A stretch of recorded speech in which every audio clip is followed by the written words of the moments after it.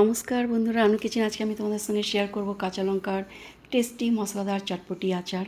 এখানে দেখো কাঁচা লঙ্কা নিয়ে নিয়েছি ধুয়ে পরিষ্কার করে। এবার কিছুক্ষণ রোদে রেখে জলটাকে শুকিয়ে নেব, কোনো রকমের যেন ময়শ্চারাইজ না থাকে, না হলে কিন্তু আচার নষ্ট হয়ে যাবে।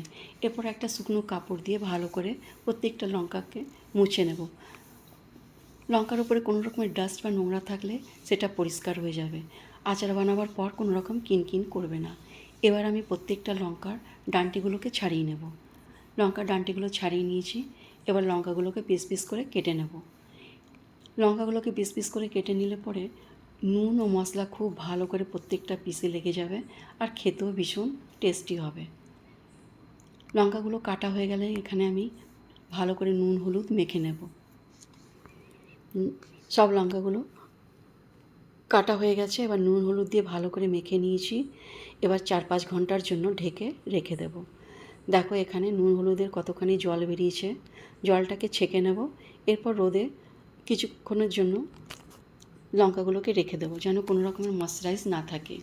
এরপর এখানে দেখো একটা মশলা তৈরি করে নিয়েছি ধনে, জিরে, মৌরি, সর্ষে, কালো সর্ষে আর শুকনো লঙ্কা।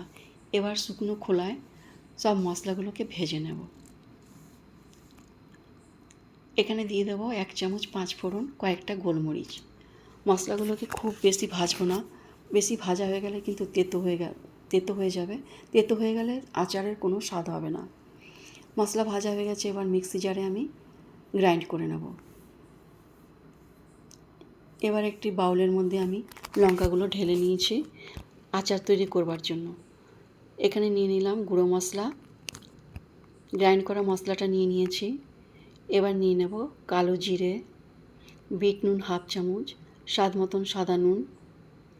সর্ষের তেল গরম করে রেখে দিয়েছি, তেলটা ঠান্ডা হয়ে গেছে। এবার এখানে দিয়ে দেব হলুদ গুঁড়ো, লাল লঙ্কার গুঁড়ো, কাশ্মীরি লাল লঙ্কার গুঁড়ো আর 1/4 চামচ হিং।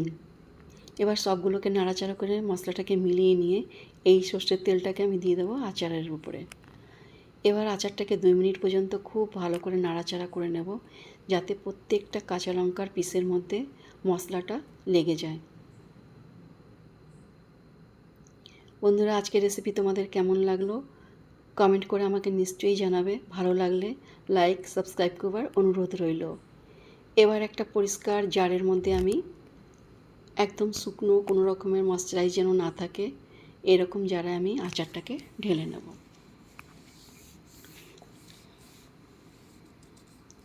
বন্ধুরা, পরবর্তী ভিডিওতে আবার একটি নতুন রেসিপির সঙ্গে তোমাদের সঙ্গে দেখা হবে। তোমরা সুস্থ থেকো, ভালো থেকো। এবার দেখো আমি এখানে আচারগুলো ভরে নিয়েছি। এখন 2 চামচ ভিনিগার দিয়ে দেব।